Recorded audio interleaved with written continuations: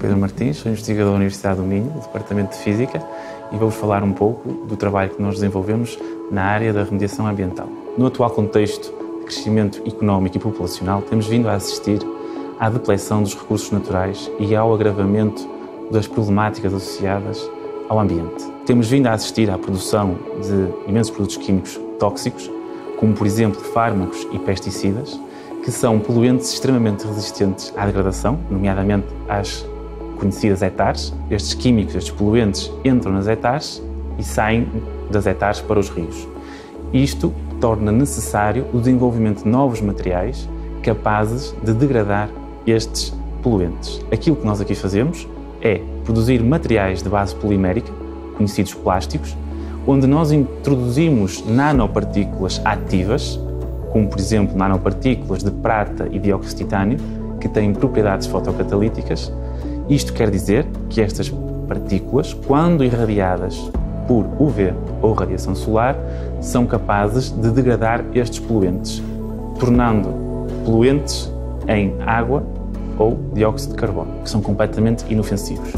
Em seguida, vamos assistir à produção de nanopartículas de prata e dióxido de titânio, a imobilização destas nanopartículas numa matriz polimérica e a aplicação desta membrana na degradação de um poluente e também para mostrar a multifuncionalidade destes materiais no seu efeito antimicrobiano.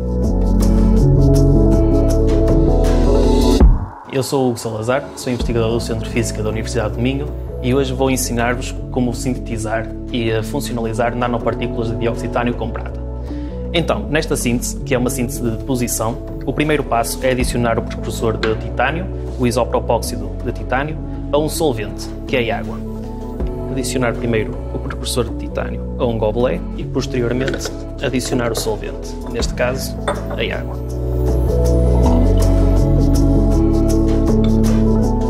Depois de adicionarmos a água, o próximo passo é a adição de ácido nítrico à solução. A adição deste ácido, em pequenas gotas, vai baixar o pH da solução, permitindo assim a deposição das partículas de dióxido de titânio. Esta solução vai ser colocada sob agitação magnética durante alguns minutos. Após alguns minutos, e depois de se obter uma homogeneidade, vamos colocar a solução sob agitação e sob temperatura. Sendo assim, esta solução vai ficar sob agitação magnética a uma temperatura de 50 graus por 5 horas. O aumento da temperatura vai favorecer a cristalização das partículas de dióxido de titânio. Passadas 5 horas, a solução já está completamente agitada e o próximo passo é sujeitar a solução a um banho de ultrassons. Vamos colocar a solução sob ultrassons durante 15 minutos. Depois de 15 minutos sob banho de ultrassons, é a altura então de secar a solução. Esta solução vai estar numa estufa a 100 graus durante 12 horas e depois destas 12 horas as nanopartículas de dióxido de titânio estão sintetizadas. Agora que vamos colocar as nanopartículas na secagem, é importante deixar agora uma nota muito relevante. As nanopartículas de dióxido de titânio são fotocataliticamente ativas na região ultravioleta e amplamente utilizadas na fotocatálise. No entanto, se quisermos nanopartículas que sejam fotocataliticamente ativas na região do espectro solar e, além disso, terem propriedades antimicrobianas, é necessário fazer um outro processo adjacente, que é a funcionalização destas nanopartículas com prata. Depois de 12 horas na estufa, o aspecto das nanopartículas de dióxido de titânio é este. Agora, o próximo passo é a funcionalização destas nanopartículas com prata. Para isso, o primeiro passo é, mais uma vez, a adição de solvente a estas nanopartículas. Mais uma vez, o solvente utilizado é a água. O primeiro passo da funcionalização é a dispersão das nanopartículas num banho de ultrassons. Este passo permite evitar aglomerados e assim otimizar a funcionalização que vai acontecer nos passos seguintes. Este processo vai durar 30 minutos.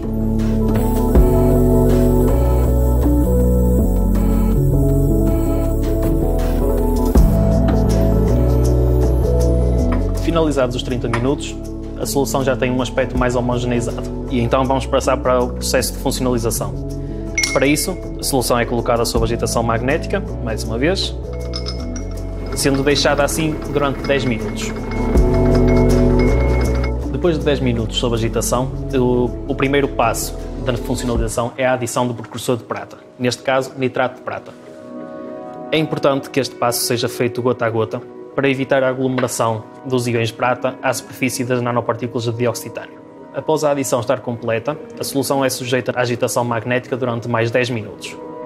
Passados mais estes 10 minutos, o segundo passo é a adição de uma base, neste caso, o hidróxido de sódio. A adição deste reagente é de extrema importância porque vai fazer com que a solução eleve o seu pH até níveis próximos do 11. Este aumento do pH favorece, assim, a deposição dos íons prata à superfície do dióxido de titânio.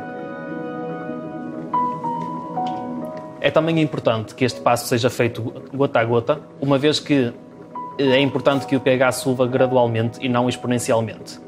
Assim vai permitir uma deposição mais gradual dos íons prata e não uma deposição aglomerada dos mesmos. Após terminar esta adição, é então necessário esperar mais 10 minutos até ao passo seguinte. O processo de funcionalização está terminado e passamos agora para o processo de lavagem das nanopartículas de dióxido de titânio com prata. O primeiro passo, então, é a passagem da solução do gobelé para um Falcon.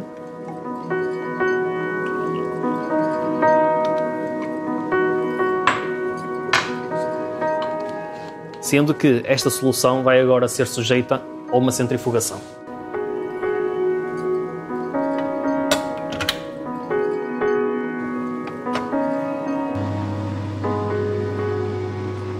Depois de centrifugadas, já se nota alguma alteração de cor nas nanopartículas. Este é o primeiro passo do processo de lavagem. Depois de centrifugados durante 15 minutos, a elevadas rotações, é descartado o solvente.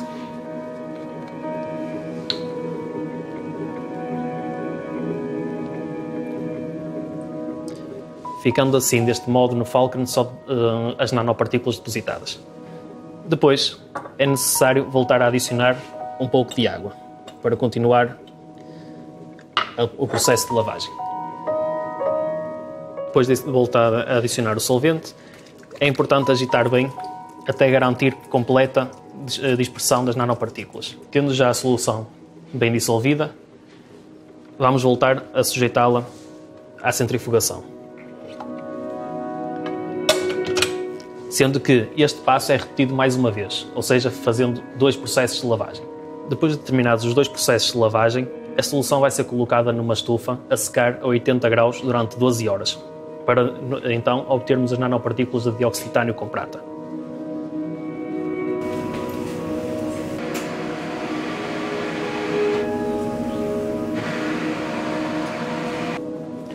Depois de 12 horas a secar a 80 graus, estas são as nanopartículas de dióxido de titânio com prata obtidas.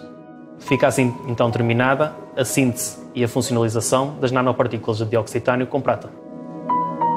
Para a produção de membranas poliméricas que foram produzidas anteriormente pelo meu colega e funcionalizadas, vamos ter que adicionar às mesmas um solvente que posteriormente será necessário para dissolver o polímero.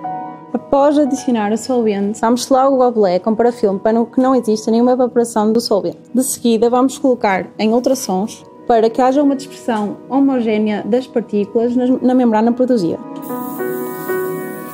2 horas depois, quando as nanopartículas estiverem totalmente dispersas, vamos adicionar o polímero à solução. Vamos dissolver o polímero em agitação magnética e vamos esperar para que esteja completamente dissolvido. Esperamos até que o polímero esteja completamente dissolvido e posteriormente vamos verter o mesmo num vidro. Com a ajuda de um Dr. Blade, vamos espalhar a solução para que fique uniformemente e com a mesma espessura.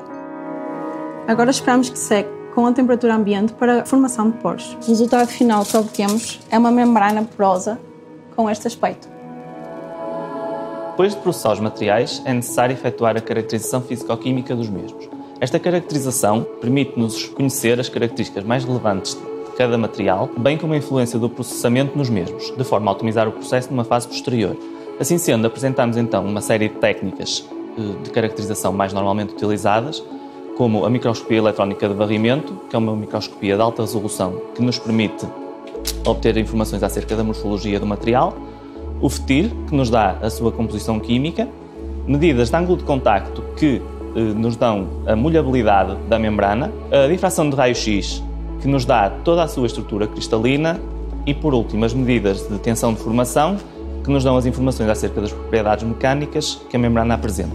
Depois das membranas poliméricas serem sintetizadas, vamos passar à realização de um teste de degradação de um poluente.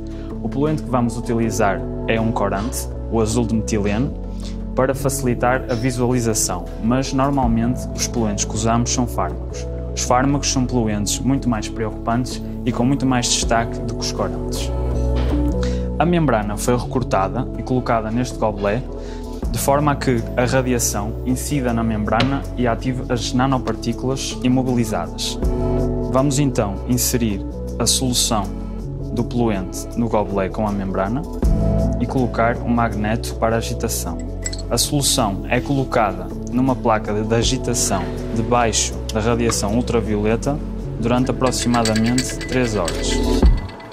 Durante estas 3 horas são retiradas amostras cujos espectros são analisados num espectrofotómetro. São também realizados testes com radiação visível, uma vez que estas partículas têm a particularidade de serem ativadas na gama do visível. Os espectros das amostras retiradas são analisados no espectrofotómetro e estes mesmos permitem-nos concluir qual é a absorvância de cada amostra e, com isso, a concentração do poluente e verificar que, assim, a concentração do mesmo diminui ao longo do tempo. Depois de processadas as membranas, vamos proceder à avaliação do potencial antimicrobiano das mesmas.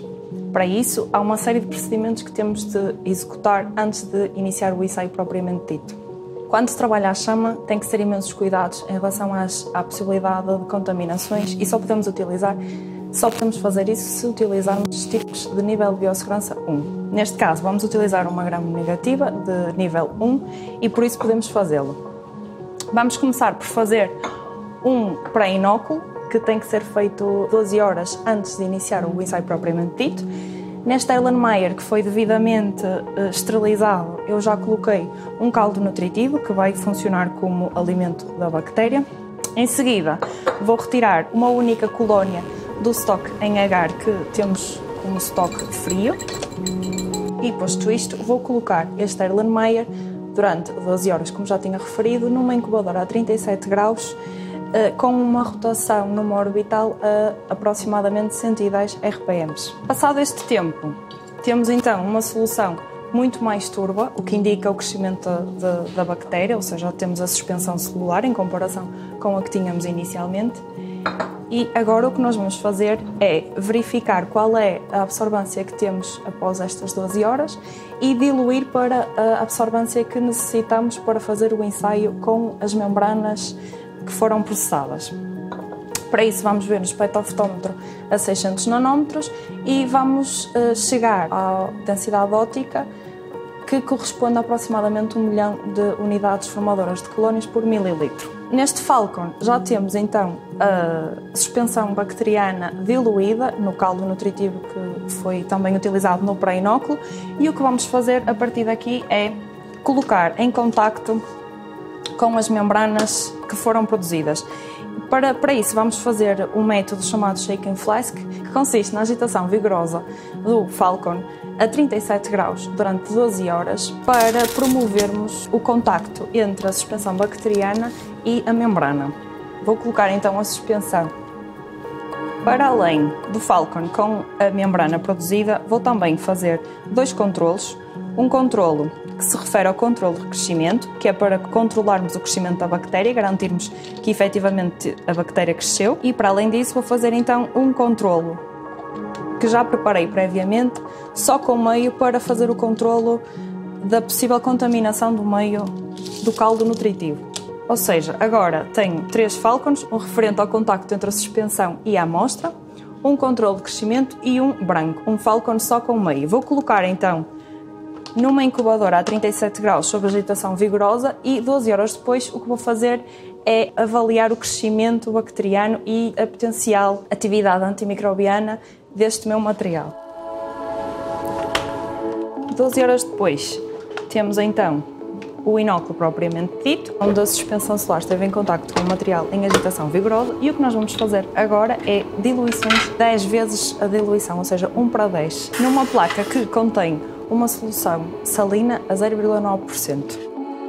Temos que ter em consideração que é preciso suspender muito bem entre cada uma destas diluições para que haja uma diluição correta.